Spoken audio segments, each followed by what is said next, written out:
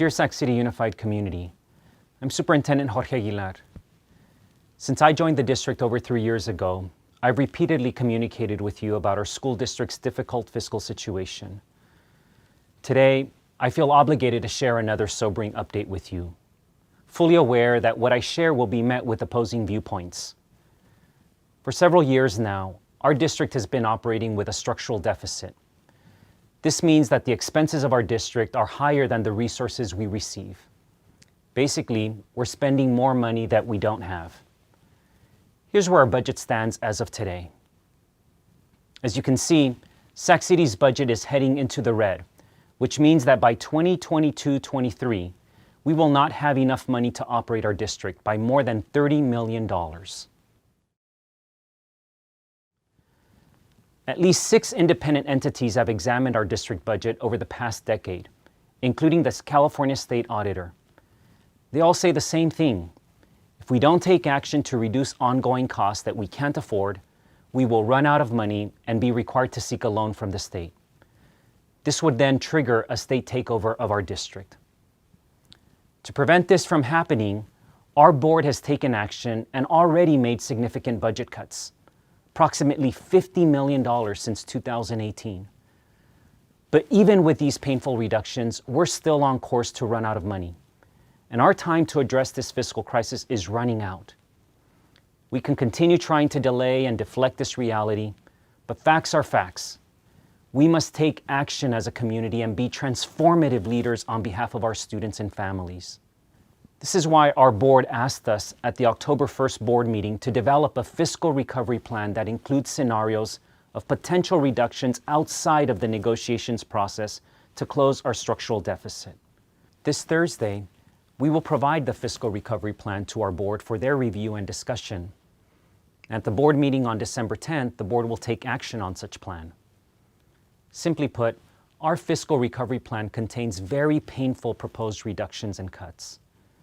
Our board will have to consider reducing and eliminating educational programs and services and the positions that staff these programs.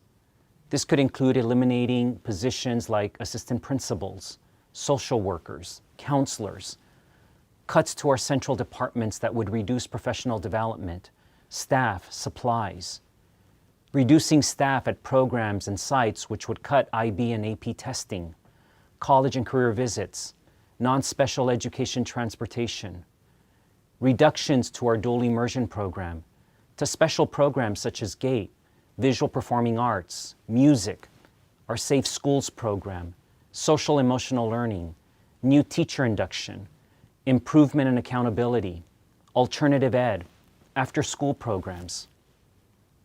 It's painful to say, but because of our fiscal challenges, we do not have the ability to invest in programs for our students which may be valuable, but draw on our general fund.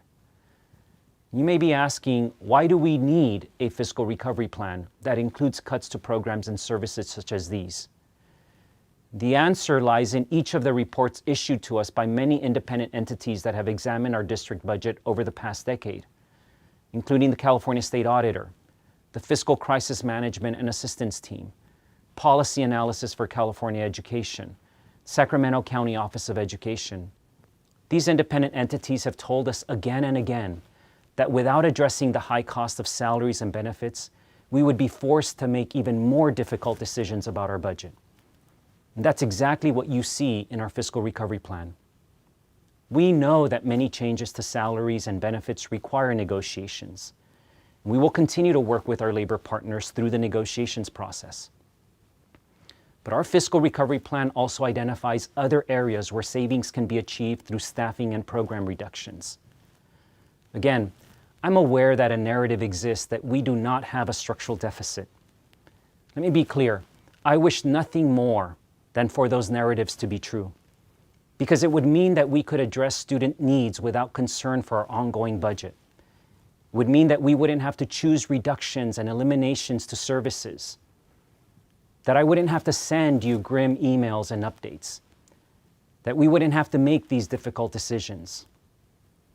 It would mean that we have the freedom to invest in programs and services and sustain programs that need additional support from our general fund because of their value to students. But we must operate in reality, and we must face the painful facts of our actual budget deficit. We, along with our board, must now take action to solve it before it's too late. I encourage you to visit the budget update and FAQ on the district website to learn more about Sac City Unified's proposed fiscal recovery plan. There you will find information about our current budget scenario and the options that we will be presenting to our Board of Education.